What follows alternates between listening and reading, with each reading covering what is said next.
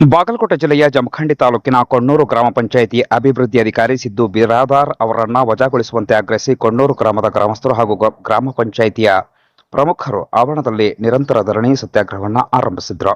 March 6ರ ಮಧ್ಯಾಹ್ನ 11 ಗಂಟೆ ಸಂದರ್ಭ ಗ್ರಾಮಸ್ಥರು ಆರೋಪಿಸುವಂತೆ ಅಭಿವೃದ್ಧಿ ಅಧಿಕಾರಿ ಸಿದ್ದು ಬಿರಾದಾರ್ ಅವರು ಗ್ರಾಮದಲ್ಲಿನ ಹಲವು ಅಭಿವೃದ್ಧಿ ಕಾಮಗಾರಿಗಳಲ್ಲಿ ಅವ್ಯವಹಾರ ನಡೆಸಿದ್ದಾರೆ ಎಂದು ಆರೋಪಿಸಿದ್ದಾರೆ. ಈ ಕುರಿತು ಇಒ ಹಾಗೂ ಸಿಎಸ್ ಅವರಿಗೆ ದೂರು ಸಲ್ಲಿಸಲಾಗಿತ್ತು.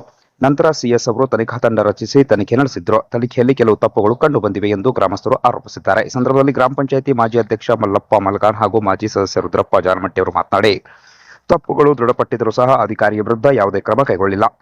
ಆಕ್ರೋಶ ವ್ಯಕ್ತವಾಗ್ತಾ ಇದೆ. ಹೀಗಾಗಿ ಕೂಡಲೇ ಅವರ ವಿರುದ್ಧ ಕ್ರಮವನ್ನು ಜರುಗಿಸಬೇಕು, ಅವರನ್ನು ವಜಾಗೊಳಿಸಬೇಕು ಎಂದು ಆಗ್ರಹಿಸಿದ್ರು.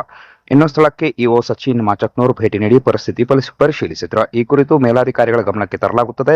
ಮೇಲಿನ ಅಧಿಕಾರಿಗಳು ನೀಡುವ ಆದೇಶದ ಮೇರೆಗೆ ಮುಂದಿನ ಕ್ರಮವನ್ನು ಕೈಗೊಳ್ಳಲಾಗುವುದು ಅಂತ ಅವರು ತಿಳಿಸಿದ್ರು. ಈ ಸಂದರ್ಭದಲ್ಲಿ ಶಿವಪ್ಪ ನಿಂಬರ್ಗಿ, ಸುಭಾಷ್ ಮೇತ್ರಿ, ಕಾಮಣ್ಣ ಮೇತ್ರಿ, ಪ್ರಕಾಶ್ ಹಗ್ರಿ, ಮಂಜು ಕಬಾರ್, ಮಂಜು ನಿಂಬರ್ಗಿ, ನಜೀರ್ ಪೆಂಡಾರಿ, ಅರ್ಜುನ್ ತಳವಾರ್, ಆನಂದ್ ಮೇತ್ರಿ, ಸಂಜು ಮೇತ್ರಿ, ಈರಯ್ಯ ತಳವಾರ್, ರಮೇಶ್ ಬಗಣ್ಣವರ್, ಕರೆಪ್ಪ ಶಿರೋಳ ಸೇರಿದಂತೆ ಅನೇಕರು ಉಪಸ್ಥಿತರಿದ್ದರು. ಇವತ್ತಿನ ದಿವಸ ನಮ್ಮೂರು ಗ್ರಾಮ ಪಂಚಾಯತಿ ಕೊಣ್ಣೂರು ಇದರ ಪಿಡಿಒ ಆದಂತ ಸಿದ್ದು ಬಿರಾದಾರ್ ಇವರು ಇಲ್ಲಿ ನಡೆದಂತ ಅವ್ಯವಹಾರ ಬದ್ದಲ ನಾವು ತನಿಖೆ ಮಾಡಿ ಅಲ್ಲಿ ಏನ್ ನಡೆದೈತೆ ಅನ್ನೋದನ್ನ ಎಲ್ಲಾ ತನಿಖಾಧಿಕಾರಿಗಳ ಮುಂದೆ ನಾವು ತೋರಿಸ್ಕೊಟ್ಟಿವಿ. ಆದ್ರೂ ಅವ್ರನ್ನ ಸಸ್ಪೆಂಡ್ ಮಾಡ್ಲಿಲ್ಲ. ಸಸ್ಪೆಂಡ್ ಮಾಡ್ಲಾರ್ಕಾಗಿ ಅದಕ್ಕೋಸ್ಕರ ಇವತ್ತಿನ ದಿವಸ ಇಲ್ಲಿ ನಾವು ಧರಣಿಯನ್ನು ಹಮ್ಮಿಕೊಳ್ಬೇಕಾಗೈತಿ. ಈ ಧರಣಿ ಮುಖಾಂತರ ಅವರಿಗೆ ಒತ್ತಾಯ ಮಾಡ್ತಾ ಇದೀವಿ. ನೀವು ನಾವು 4 ರಿಂದ 5 ದಿವಸ ಧರಣಿ ಮಾಡ್ಬೇಕಂತ ಹಮ್ಮಿಕೊಂಡಿದ್ದೀವಿ. 5 ದಿನ ಮುಗಿದ ನಂತರ ನೀವು ಇದಕ್ಕೆ ರೆಸ್ಪಾನ್ಸ್ ಮಾಡ್ಲೇ ಹೋದ್ರ, ಇದಕ್ಕೆ ನಮ್ಗೆ ನೀವು ಕಿಮ್ಮತ್ ಕೊಡದೆ ಹೋದ್ರ ನಾವು 5 ದಿವಸ ಆದ್ಮ್ಯಾಗ ಪಂಚಾಯತಿಯನ್ನ ಕೀಲಿ ಹಾಕಿ ಮತ್ತೆ ಪ್ರತಿಭಟಿಸ್ಬೇಕಾಕತಿ. ಅವಾಗ ನೀವು ಕಾನೂನು ಪ್ರಕಾರ ಕೇಳಕ್ ಬಂದ್ರ ನಾವು ನಿಮ್ನ ಕಾನೂನು ಪ್ರಕಾರ ಕೇಳ್ಬೇಕಾಕತಿ. ಯಾಕಂದ್ರ ನಾವು 10 ತಿಂಗಳ ಆತ್ ನಾವ್ ಹೆಚ್ಚ ಕಡಿಮೆ ಇದನ್ನ ಮಾಡಾಕತಿ, ಶೋಧನೆ ಮಾಡಾಕತಿ. ಅವ್ ಏನ್ ತನಿಖೆ ಆಗೈತಿ ಎಲ್ಲ ತನಿಖೆ ಆದ ನಂತರ ನಿಮ್ ಕೈಯಾಗ ವರದಿ ಐತಿ. ಆ ವರದಿ ಆಧರಿಸಿ ನೀವು ಅವ್ರನ್ನ ಸಸ್ಪೆಂಡ್ ಮಾಡ್ಬೇಕಾಗಿತ್ತು. ಇಲ್ಲಿವರೆಗೆ ಯಾಕೆ ಬಿಟ್ಟಿರಿ ಅಂತ ನಮ್ಗೆ ಗೊತ್ತಾಗ್ಲಿಲ್ಲ. ಅದಕ್ಕೆ ದಯಮಾಡಿ ಕ್ರಮ ಕೈಗೊಳ್ಬೇಕಂತ ನಮ್ಮೂರ ಗ್ರಾಮ ಪಂಚಾಯತಿ ಅಭಿವೃದ್ಧಿ ಅಧಿಕಾರಿ ಮೇಲೆ ತಾವು ಬೇಗನೆ ಕ್ರಮ ಕೈಗೊಳ್ರಿ. ಈ ಕೊಣ್ಣೂರು ಗ್ರಾಮಕ್ಕೆ ಒಂದು ಮುಕ್ತಿ ಕೊಡ್ಬೇಕು ಅಂತ ತಮ್ಮಲ್ಲಿ ವಿನಂತಿಯನ್ನು ಮಾಡ್ಕೊತಾ ಇದ್ದೀವಿ. ನಮ್ಮಲ್ಲಿ ಅವ್ಯವಹಾರ ಬಹಳ ಆಗೈತಿ. ಕೆಲಸ ಆಗಿಲ್ಲ, ದುಡ್ಡು ಮಾತ್ರ ಖರ್ಚಾಗೈತಿ. ಅವು ಯಾವ್ಯಾವ ಕೆಲಸಕ್ಕೆ ಎಷ್ಟು ಹಾಕಿದಾರ ನೋಡಿ ತಿಳ್ಕೊಂಡು ಅದ್ರ ಮೇಲೆ ನಾವು ಅಧ್ಯಕ್ಷ ಮಾಡ್ಬೇಕಂತ ಹೇಳಿ ಮನವಿ ಮಾಡ್ಕೊಂಡಿದೀವಿ ಗ್ರಾಮಸ್ಥರೆಲ್ಲ ಸೇರ್ಕೊಂಡು. ಆದ್ರೆ ಯಾವ ಒಂದು ಮನವಿಗೆ ನಮಗೆ ಅವಕಾಶ ಕೊಡಲಿಲ್ಲ, ಅಂದ್ರೆ ಯಾವುದೋ ಮಾಹಿತಿ ಕೊಡಲಿಲ್ಲ. ತದನಂತರ ನಾನು ಗ್ರಾಮ ಪಂಚಾಯತಿ ಸದಸ್ಯನಾಗಿ ಪಂಚಾಯತ್ ಒಳಗೂ ಕೂಡ ಕೇಳಿದೆ, ಬರೋದು ಅಲ್ಲಿ ಕೊಡಲಿಲ್ಲ. ಆಮೇಲೆ ತಾಲೂಕು ಪಂಚಾಯತಿ ಕಾರ್ಯನಿರ್ವಾಹಕ ಅಧಿಕಾರಿ ಕೇಳಿದ್ವಿ, ಇವರಿಗೆ ಒಂದು ಲೆಟರ್ ಕೊಟ್ಟು ಅಲ್ಲಿ ಮಾಡಿದ್ವಿ. ಅವ್ರದ್ದು ತನಿಖೆ ಆಗಲಿಲ್ಲ, ಅವ್ರು ಕೊಡಲಿಲ್ಲ, ತನಿಖೆ ಮಾಡಿಲ್ಲ. ಆಮೇಲೆ CS ಅವರಿಗೆ ಹೋದ್ವಿ. CS ಅವ್ರದ್ದು ಹಿಂಗೆ ನಮ್ಮ ಊರದ್ದು ಸ್ವಲ್ಪ ವ್ಯವಹಾರ ಆಗೈತ್ರಿ, ಮತ್ತು ಅದನ್ನ ತನಿಖೆ ಮಾಡಬೇಕು ಅಂದಾಗ ನಿಮ್ಮ ತಿಳಿ ಅವ್ರ ಡಾಕ್ಯುಮೆಂಟ್ ಬೇಕು, ಡಾಕ್ಯುಮೆಂಟ್ ಅಲ್ಲ ಹೆಂಗೆ ನಾವು ತನಿಖೆ ಮಾಡಿಸೋದು, ಯಾವ ವ್ಯವಹಾರ ಅಂತ ಹೇಳ್ತೀರಿ. ಅದನ್ನ ತಗೊಳಕ್ ನಾವು ಮಾಹಿತಿ ಕೇಳಿದೀವಿ, ಅವ್ರು ನಮ್ಮ ಮಾಹಿತಿ ಕೊಡಾಕತ್ತಿಲ್ಲ. ಇಲ್ಲ ಯಾವ್ದಾರ ನೀವು ನಮಗೆ ಹೇಳಿದಾಗ ಕೊಡ್ತೀವಿ ಅಂತಂದು ವಾಪಸ್ ಕಳಿಸಿದ್ರು. ಮತ್ತೊಮ್ಮೆ ಹೇಳ್ತಾರೆ ಬಿಡುದಿಲ್ಲ, ನಮಗೆ ಅವ್ರ ಮಾಹಿತಿ ಕೊಡ್ಲಾಕತ್ತಿಲ್ಲ, ನಿಮಗೊಂದು ನೀವು ತನಿಖೆ ಹಾಕಬೇಕಂತ ಹೇಳಿ ನಾವೆಲ್ಲ ಗ್ರಾಮಸ್ಥರು ಸೇರಿಕೊಂಡು ಅವ್ರಿಗೆ ಒತ್ತಾಯ ಮಾಡಿದಾಗ ತನಿಖೆ ಕಳಿಸಿರು. 3 ಸರಿ 4 ಸರಿ ಕಳಿಸಿದ್ರು ಅವ್ರಿಗೆ.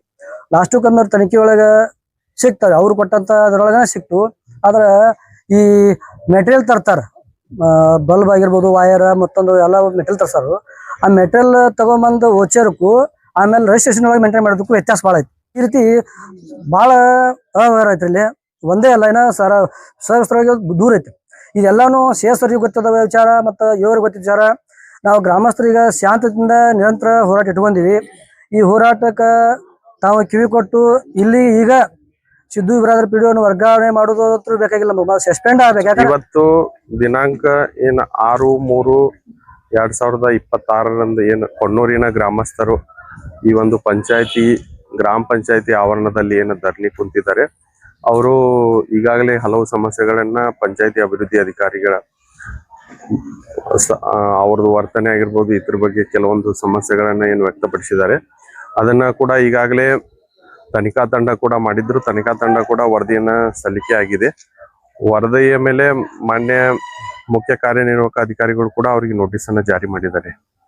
ಈ ನೋಟಿಸ್ ಅನ್ನ ಜಾರಿ ಮಾಡಿದ್ದಾರೆ. ಅವರು ಕೂಡ ಉತ್ತರವನ್ನ ಏನ್ ಕೊಡ್ತಾರೆ ಮತ್ತೆ ಆ ಉತ್ತರದ ಮೇಲೆ ಮತ್ತೆ ಇದಕ್ಕೆ ಸಂಬಂಧಪಟ್ಟ ಪ್ರಾಧಿಕಾರ ಮುಖ್ಯ ಕಾರ್ಯನಿರ್ವಾಹಕ ಅಧಿಕಾರಿಗಳನ್ನ ನಾವು ಇದನ್ನ ಚರ್ಚೆ ಮಾಡ್ಕೊಂಡು ಅವ್ರ ಮೇಲೆ ಏನು ಈ ತರ ಸಾರ್ವಜನಿಕ ದೂರ ಅದಾವು ಅದ್ರ ಮೇಲೆ ಅವರು ಮಾನ್ಯ ಮುಖ್ಯ ಕಾರ್ಯನಿರ್ವಾಹಕ ಅಧಿಕಾರಿಗಳು ಏನು ಒಂದು ಕ್ರಮ ಕೈಗೊಳ್ತಾರೋ ಅದ್ರ ಬಗ್ಗೆ ನಾವು ಅವ್ರ ಗಮನಕ್ಕೆ ತಗೊಂಡ್ಬರ್ತೀವಿ.